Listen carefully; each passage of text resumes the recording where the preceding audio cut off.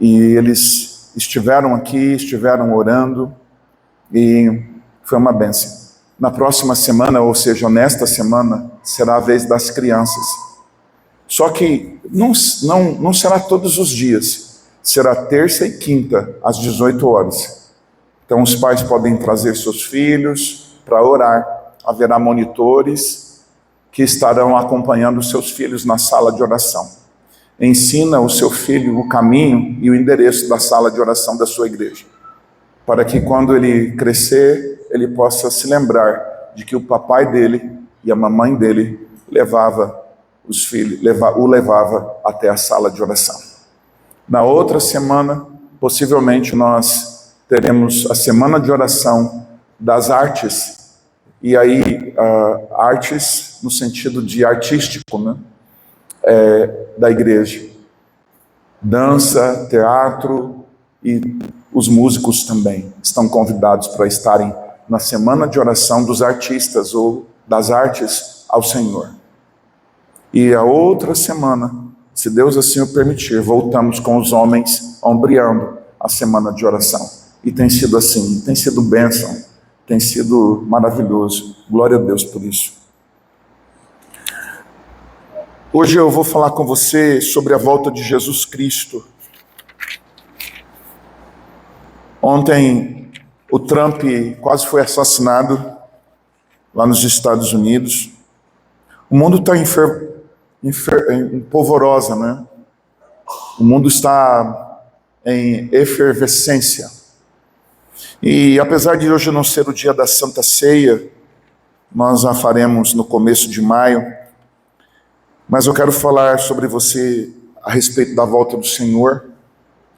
E tantas coisas acontecendo, Estreito de Hormuz, guerra do Irã, guerra da Ucrânia, que já é desde 2014.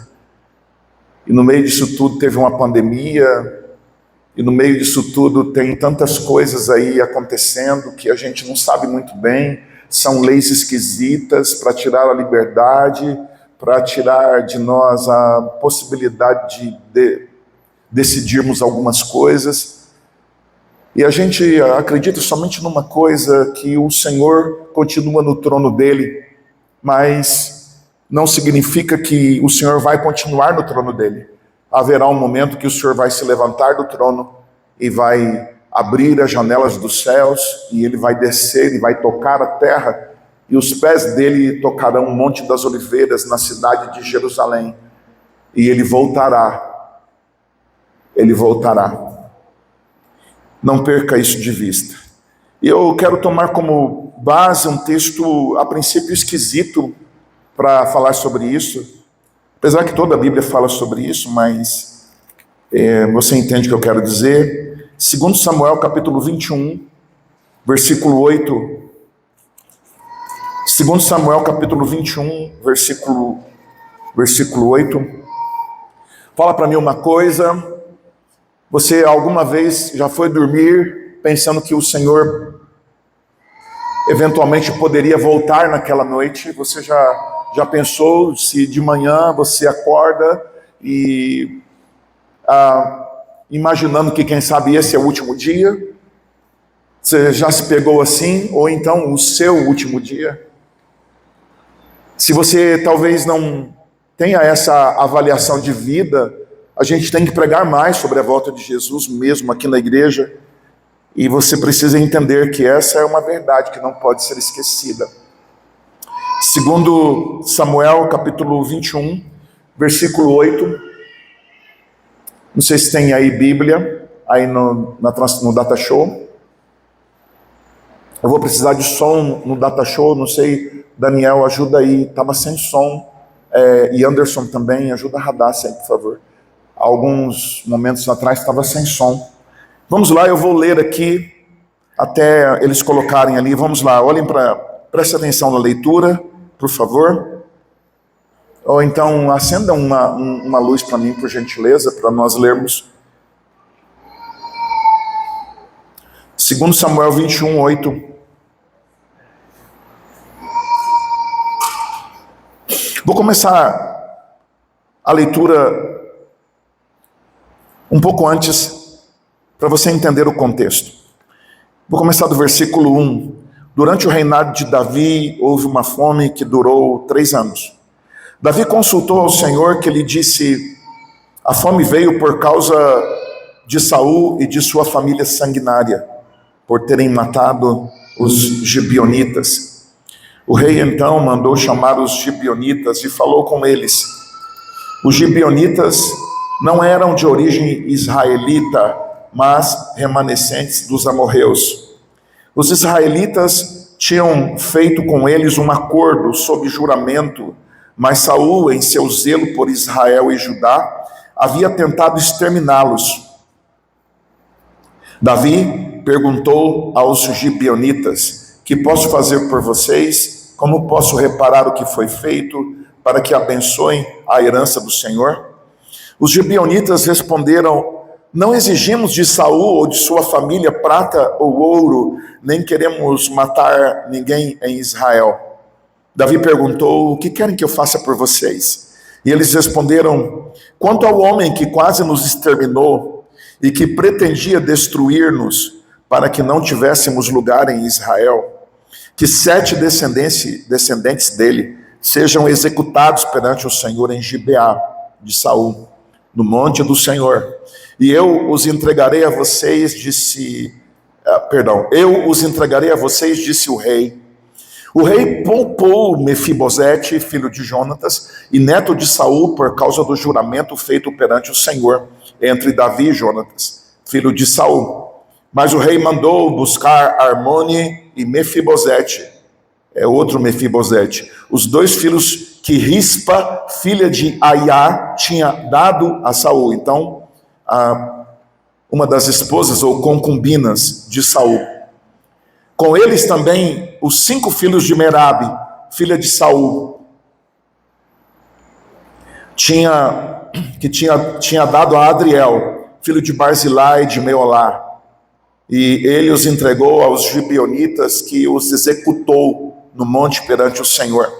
Os 7 foram mortos no mesmo tempo, nos primeiros dias da colheita. Preste atenção nisso. Os 7 foram mortos no mesmo tempo, nos primeiros dias da colheita de cevada.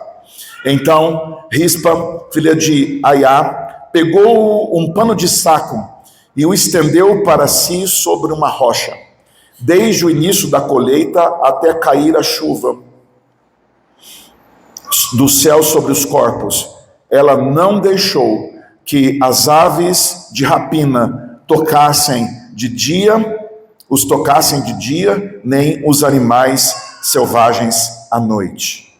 Quando Davi foi informado do que Rispa, filha de Aiá, concubina de Saul, havia feito, mandou recolher os ossos de Saul e de Jonatas, tomando-os dos cidadãos de Jabes de Gileade.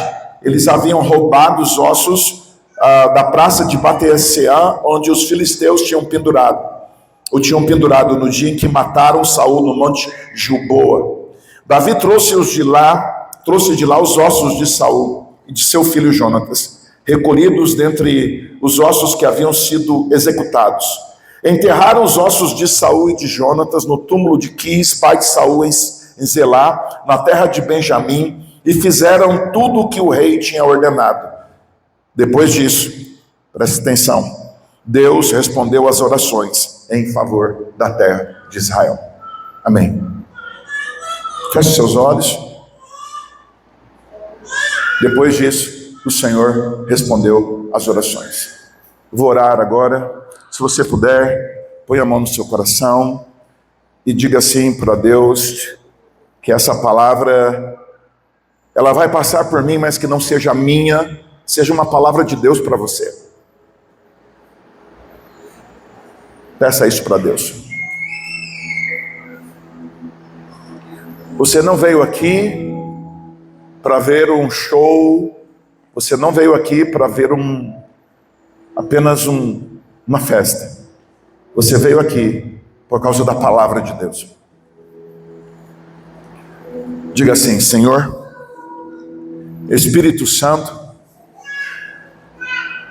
fale ao meu coração pela sua palavra, em nome de Jesus. Amém. Amém? Enquanto o rei não volta. Enquanto o rei não volta.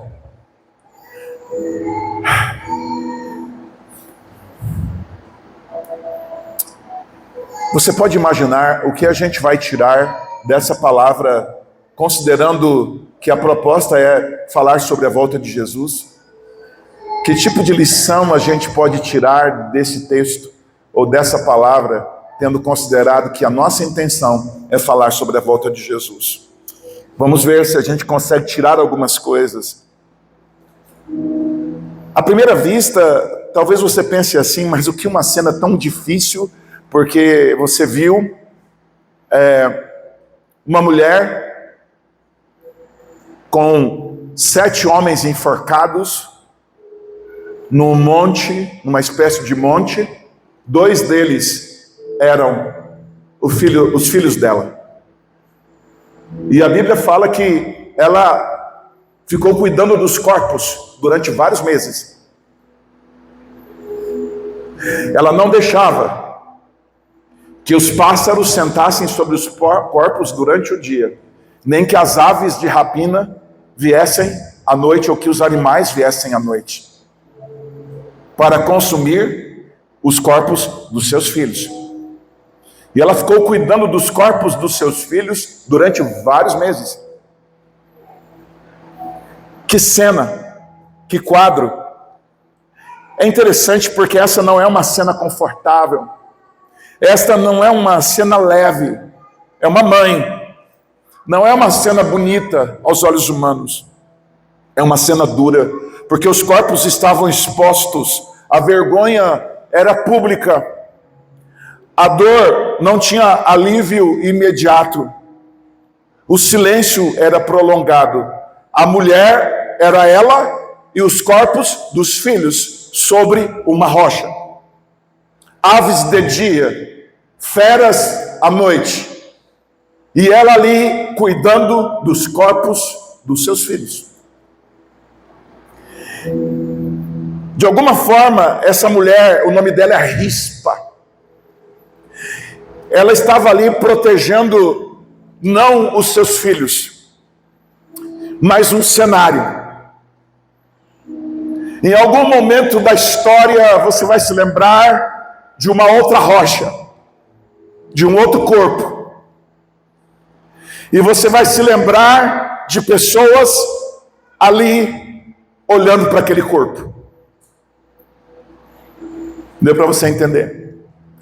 A mulher não protegia os corpos, protegia um cenário. Aquela cena era uma cena pública de vergonha, e ela estava ali guardando aquele cenário. É interessante porque há uma coisa escondida, há uma pedra escondida, uma pedra preciosa escondida por trás dessa atitude.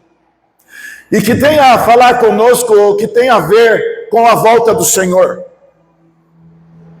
Porque o desafio para nós, enquanto aguardamos a volta do Senhor, primeiro, é guardar o cenário da redenção. Não se esquecer daquilo que o Senhor significa para nós. Rispa não poderia se esquecer do significado dos seus filhos para ela. Ela não se esqueceu do significado dos seus filhos para ela. São os meus filhos. Mas nós, por vezes, nos esquecemos do significado do Senhor para nós. Rispa nos ensina. Rispa nos ensina a proteger o que é sagrado. Não abandonar a cruz. Não fugir da verdade. E mais, não sair da rocha.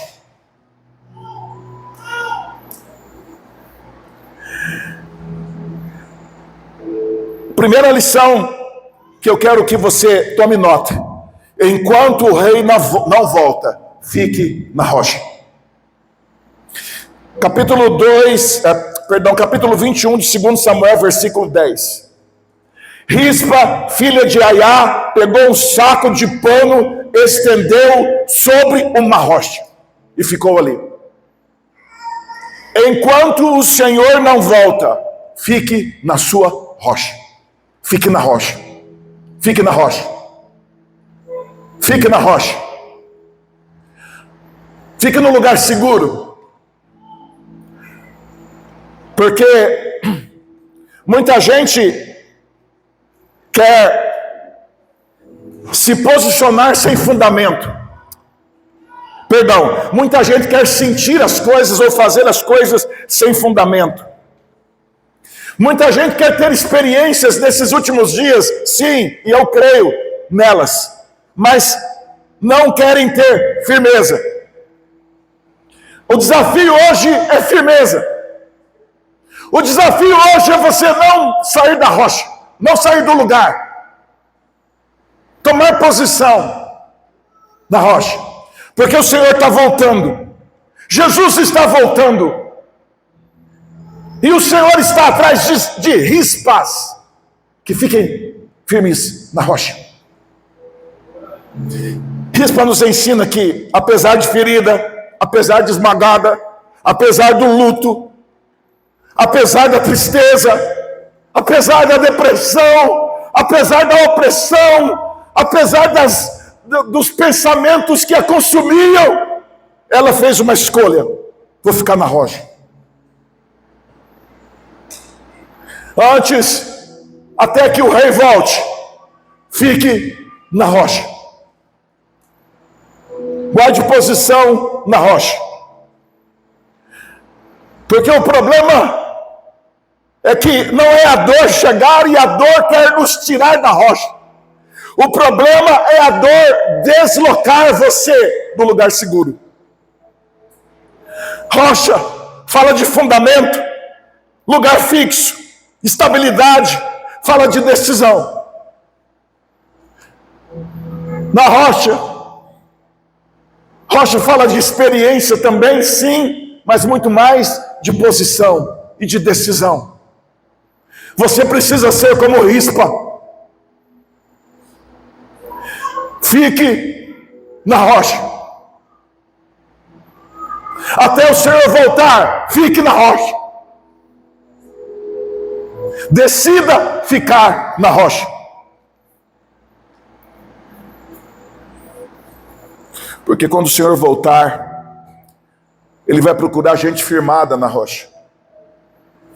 Nesses próximos meses ou próximos anos, guarde o que eu vou te dizer. Haverá uma seleção espiritual. Eu ia falar natural, mas eu vou dizer espiritual. De pessoas que fizeram a sua casa na areia e de pessoas que fizeram a sua casa na rocha. Eu quero fazer a minha casa na rocha.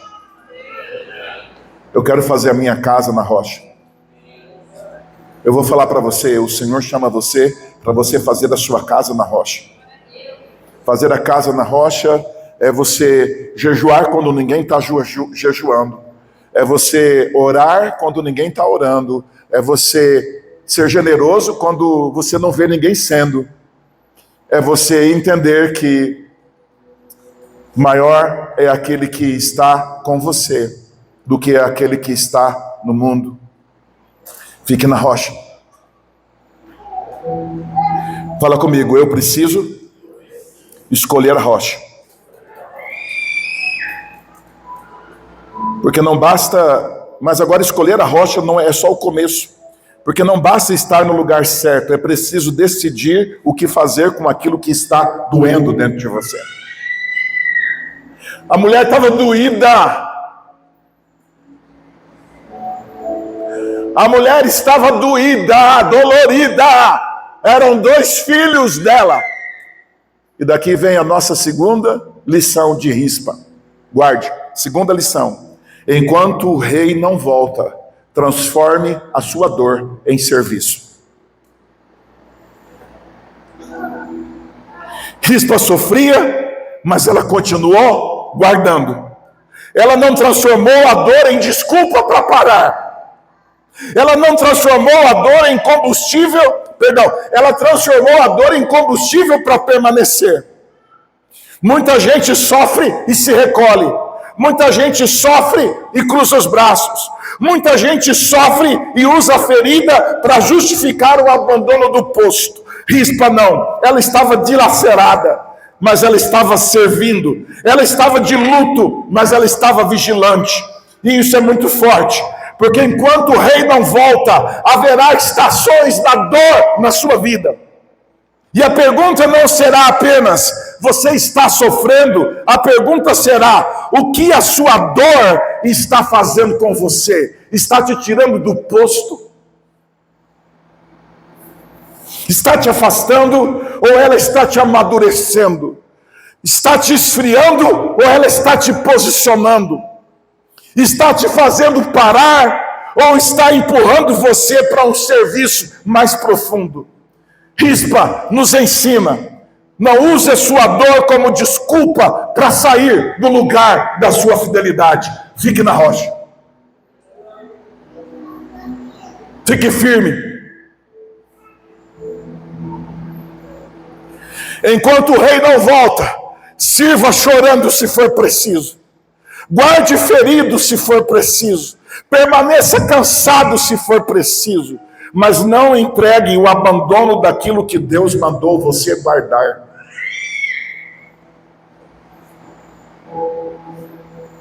Repita comigo: quem ama o rei, continua servindo até na estação das lágrimas. Sabe por quê? Porque o choro pode durar uma noite, mas a alegria vem de manhã bem cedo. Eu declaro sobre você, o choro pode durar uma noite, mas a alegria vem de manhã bem cedo. O choro tem, o prazo do choro vai acabar e vai começar a estação da alegria. Você pode falar glória a Deus, glória a Deus, glória a Deus, glória a Deus. A terceira coisa que a gente aprende com Rispa: enquanto o rei não volta, proteja o que é sagrado. Enquanto o rei não volta, proteja o que é sagrado. O texto de 2 Samuel, capítulo 21, versículo 10, diz assim: ela não deixou que as aves do céu pousassem sobre os filhos dela de dia, nem os animais selvagens se aproximassem deles à noite. Veja o que ela fazia. Ela protegia o que estava exposto. Ela guardava o que estava vulnerável. Ela impedia a devoração. Isso é uma figura poderosa para nós. A mensagem da cruz precisa ser guardada, mesmo em meio à dor. Sim, mesmo você passando por decepções, nunca se esqueça disso. Me lembro de uma música antiga que nós cantamos. Sim, eu amo a mensagem da cruz. Até morrer eu a vou. O quê? Proclamar. Levarei eu também minha cruz, até por uma coroa trocar. Fique na rocha.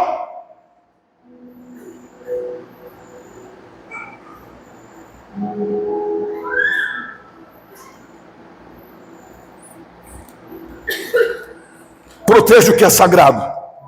A presença do Senhor na sua vida precisa ser protegida. Proteja. Se alguém algum dia, dentro da sua família, se o marido teu, a esposa tua, um filho teu, quiser tirar você da presença, proteja a presença. Sim. Proteja a presença. Não saia da presença. Guarde a presença. Porque quando você protege a presença, você é alguém melhor para a sua família. É um marido melhor, é uma mulher melhor, é um filho melhor, porque você protege a presença. Guarde o altar. As aves viam de dia, as feras viam à noite. Eram ataques visíveis e invisíveis, públicos ou secretos, ruidosos ou silenciosos. Sabe, nem toda batalha é para conquistar, sabia? Boa parte ou a maioria das batalhas não é para conquistar, é para proteger a sua conquista. Proteja a sua conquista. É interessante porque a gente aprende isso em Israel. Em alguns países, os exércitos são chamados de exército da nação tal.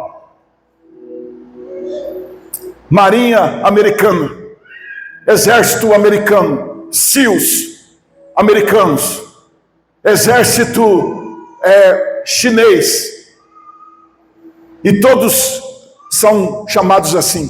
O único país do mundo, só se tem outro eu não sei, que tem um nome, o exército tem um nome chamado IDF, é Israel. IDF. E a palavra, a sigla IDF significa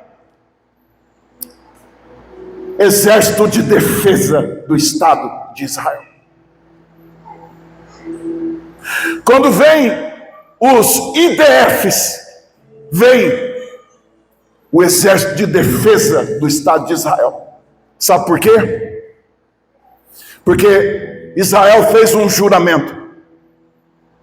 Eles disseram assim, depois que os alemães e que o mundo todo quase os extinguiu na Segunda Guerra Mundial, nós nunca mais vamos deixar que isso aconteça de novo. E ninguém vai nos arrancar desta terra, porque nós vamos proteger esta terra e vamos defender esta terra sagrada com as nossas vidas. Ninguém nos arranca daqui, porque nós vamos defender isso com as nossas vidas. Deus te deu algo, Deus te deu algo, Deus te deu uma presença, Deus te deu o Espírito Santo, Deus te deu algo maior do que a terra de Israel, Deus te deu algo maior do que areia, Deus te deu algo maior do que aviões, do que, enfim, uma nação. Deus te deu a presença, Deus te deu a presença, Deus te deu a presença. Defenda a presença, defenda a presença, defenda a presença. Nem toda batalha é para você conquistar alguma coisa, boa parte delas é para você defender o que você já tem.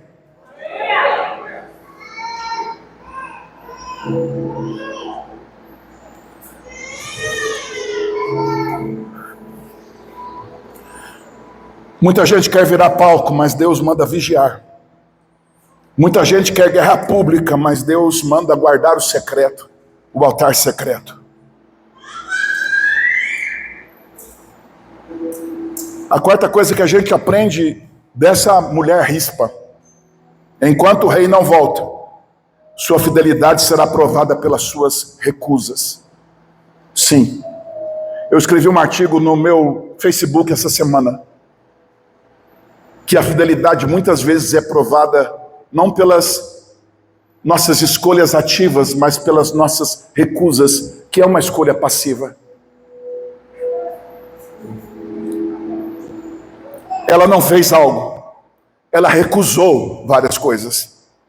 Ela não fugiu, ela não abandonou, ela não buscou alívio indevido, ela não entregou a cena e os filhos para serem devorados. Às vezes, a forma mais profunda de fidelidade a Deus não está no que você faz, é o que você se recusa a fazer enquanto o rei está ausente. Vou repetir. Às vezes, a forma mais profunda de fidelidade não é o que você faz. Sim, não é. Não é o dinheiro que você dá para alguém, para a igreja, para qualquer pessoa. Não é porque você trabalha e faz isso, faz aquilo, não é porque você tem um currículo, a recusa em fazer coisas que o rei não aprova que você faça. Enquanto o rei está ausente, não se esqueça disso. A sua fidelidade será provada por aquilo que você recusa fazer de errado. Se recuse a abandonar a presença. Se recuse a abandonar o altar do Senhor. Faça um altar do Senhor na sua casa. Sim. Eu sei que o altar somos nós, eu entendo isso. Mas às vezes, infelizmente, a gente funciona por atos. Algumas pessoas funcionam melhor por algumas atitudes. Faça um altar na sua casa. Faça um altar, faça um cantinho de oração. Faça um cantinho de oração. Põe um sofá. Põe uma Bíblia. E vai para o seu canto orar. É engraçado porque antigamente eu lembro da minha avó. Uma delas era muito católica. E lá em casa tinha o canto dos santos. E ali ela todo dia apagava, acendia a vela, colocava outras e aí fazia as promessas, etc. Quando a gente constrói alguma coisa, uma das primeiras coisas que a gente tem que fazer é: como que eu vou dedicar isso ao Senhor? Seja construindo uma casa, seja comprando um carro, seja fazendo qualquer coisa. Faça algo para você tornar aquilo um altar. Tornar aquilo um altar. Apóstolo, como que eu posso tornar o meu carro um altar? De várias formas. Carrega a Bíblia dentro do seu carro para doar. Carrega a Bíblia dentro do seu carro para você dar para alguém. Carrega literatura dentro do seu carro para você abençoar pessoas. Faça de tudo um altar. Da sua casa um altar. Do seu carro um altar. Da sua moto um altar. Faça de tudo um altar. Tudo. Enquanto o rei demora ou está ausente. Demora no nosso ponto de vista, né? Na verdade ele não demora. Ele vem na hora certa. Recuse-se a rir. Recuse-se a rir da obra de Deus, ou não fazer a obra de Deus, ou fazer chacota do reino de Deus. Fique na rocha. Há mesas que você não deveria ter sentado, ou sentar-se. Há pessoas, infelizmente, que você vai ter que cortar relacionamento. Sim. Você vai ter que aprender a fazer isso. Porque são pessoas que já ouviram a mensagem, são pessoas que já ouviram quem o Senhor é através da sua vida, mas não querem mudar. E infelizmente algumas dessas pessoas fazem mal para você.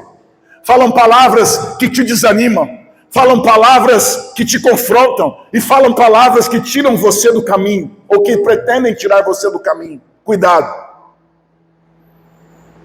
Você vai ter que selecionar pessoas. Você vai ter que selecionar amigos, você vai ter que selecionar vocabulário, você vai ter que selecionar atitudes, você vai ter que selecionar tudo que você faz, e até o que você come ou deixa de comer.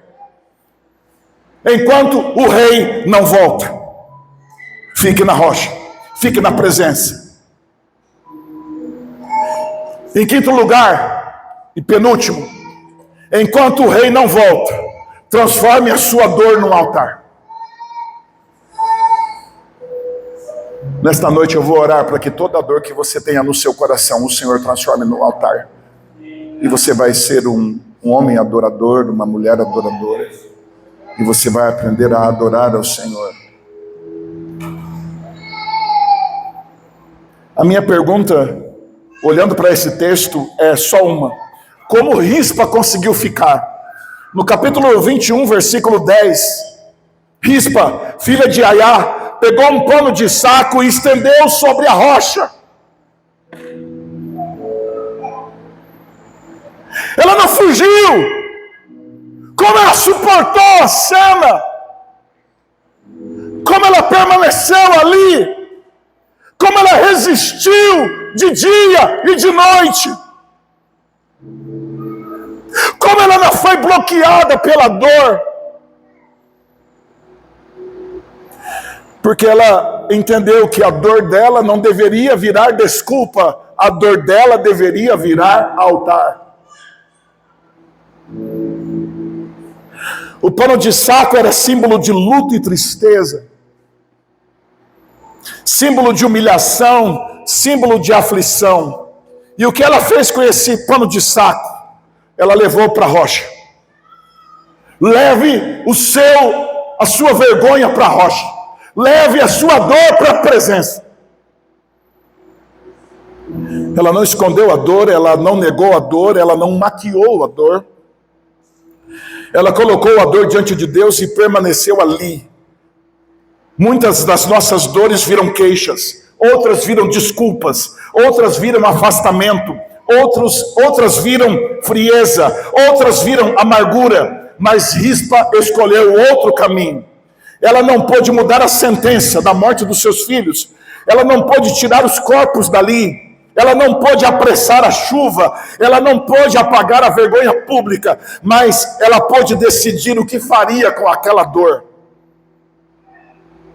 E isso que separa pessoas fundas de pessoas rasas.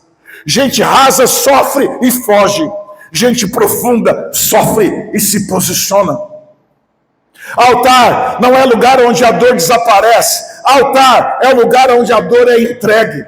Transforme a sua tristeza no altar. Entregue a sua dor para o Senhor. Entregue o teu caminho ao Senhor, confia nele e ele tudo fará. Salmo 37, versículo 5. O meu Deus, segundo as suas riquezas, suprirá todas as vossas necessidades em glória por Cristo Jesus. Filipenses capítulo 4, versículo 19.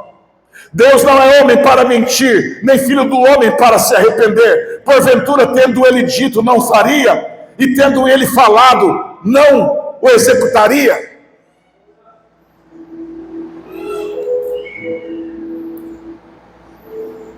A dor, por causa deste planeta, e por causa deste mundo, e por causa das pessoas com as quais às vezes a gente convive, fazem duas coisas com você, querem fazer. Ou elas te afastam da rocha, ou elas te prendem mais a ela, a rocha. Eu escolho a segunda opção. Eu quero ficar preso na rocha. Eu quero te convidar a ficar preso na rocha. Preso na rocha. Fique firme. Até o Senhor voltar. Fique firme. Jesus está voltando.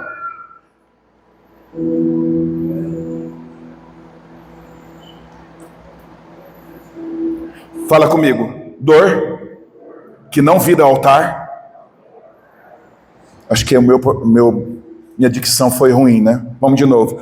Dor que não vira altar, vira amargura.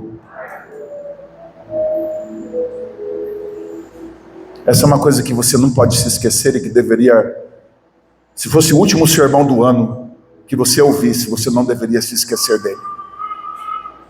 Dor que não vira altar, ela vira amargura.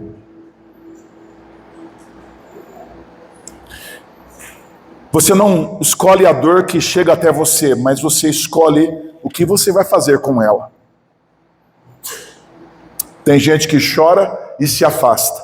Rispa chorou, mas ela permaneceu. E por último,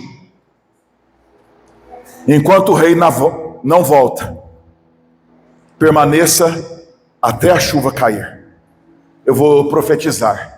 Vai haver uma chuva de bênção para aquele que ficou na rocha.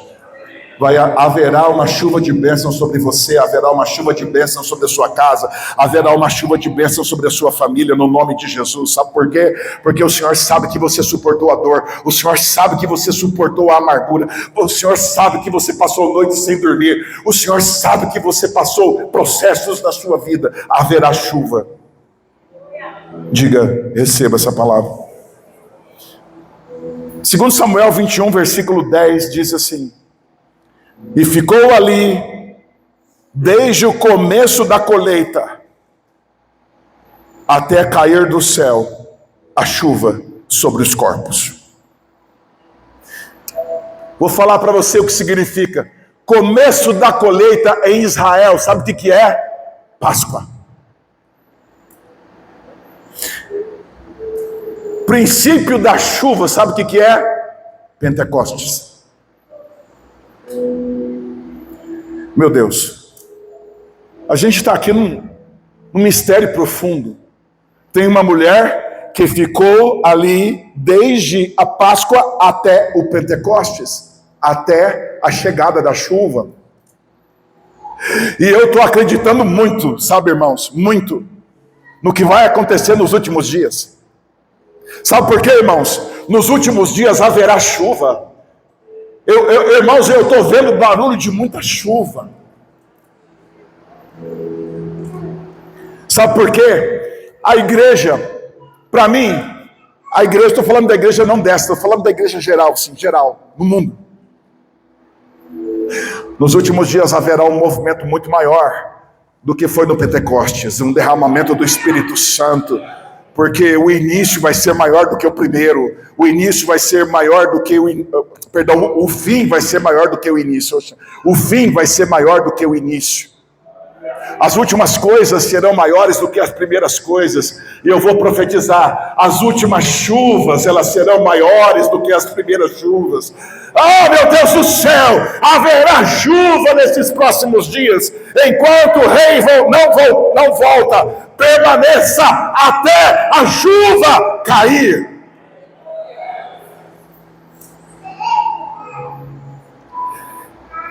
Agora a gente entende porque essa mulher permaneceu, porque a dor dela virou altar, sim, e quando a dor vira altar, a alma ganha força para continuar.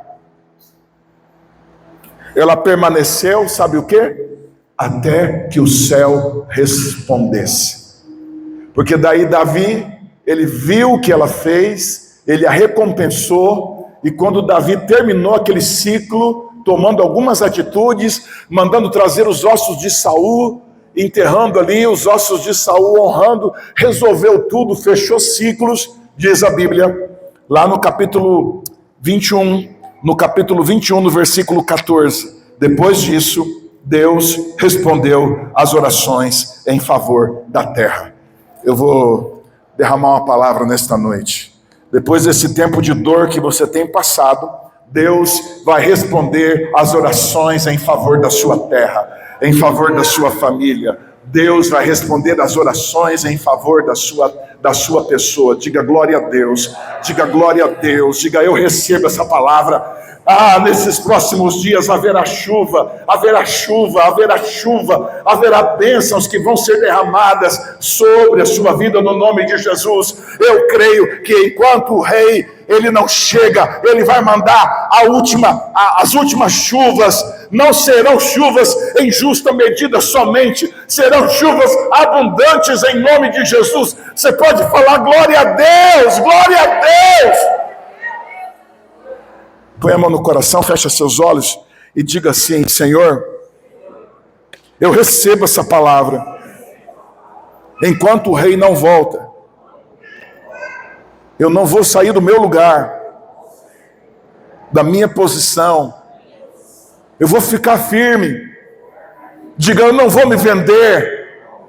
Ninguém, nem minha casa, nem as pessoas que eu amo, nem o diabo, nem eu mesmo vou sair da presença. Eu vejo uma pequena nuvem do tamanho da mão de um homem, mas este é o sinal que a sua chuva vai descer. É uma música antiga baseada em 1 Reis capítulo 19, quando Elias, ele orou e era isso que o servo via. Eu estou vendo uma pequena nuvem, eu estou vendo uma nuvem do tamanho da mão de um homem, mas tem um sinal que a chuva vai descer. Elias então chama Acabe e fala o seguinte: pega o carro, corre, porque vai vir muita chuva, porque tem 3 anos e meio que não chove, e vai vir muita chuva agora, corre. E Acabe pegou o carro e correu. Só que aí Elias fez algo. Elias pegou a capa e se enrolou nela e correu mais rápido que Acabe. Ah, meu Deus, haverá capas que vão cair nesses últimos dias, que vão dar velocidade para você, que vão dar muita velocidade. Haverá capas que vão cair sobre a sua vida, que vão dar velocidade para você. Você pode falar glória a Deus.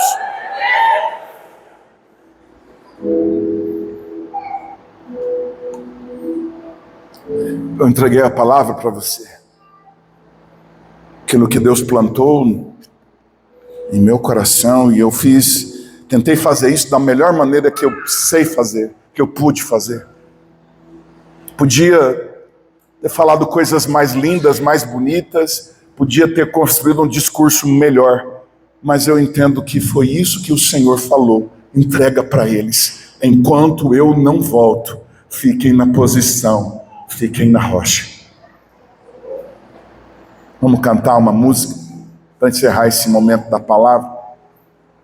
Os meninos aqui, os adoradores, venham por favor.